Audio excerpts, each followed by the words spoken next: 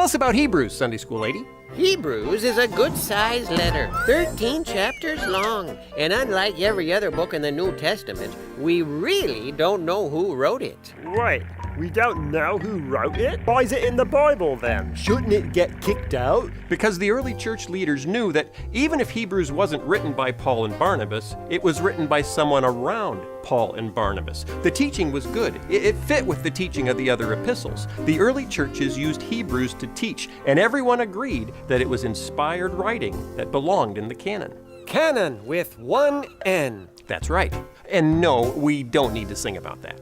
So what's important to know about Hebrews? Well, it was written for Jews who had become Christians, hence the name. Hebrew is another name for Jewish people. These were tough times for the early Christians. In the Roman Empire, followers of Jesus could be arrested and thrown in jail. They could have their houses taken from them. They could even be killed. Some Jewish Christians thought maybe they should just go back to being Jewish and forget about the Christian part. Maybe the old system of laws and sacrifices in the temple was better than being arrested.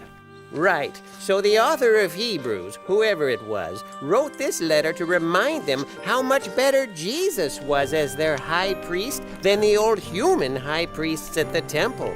The old high priests had to make sacrifices for sins every day, but Jesus made a sacrifice on the cross that is good forever. One sacrifice for all God's people for all time. How could they walk away from that? The author of Hebrews tells them to keep having faith in Jesus, to keep having faith in the promises of God.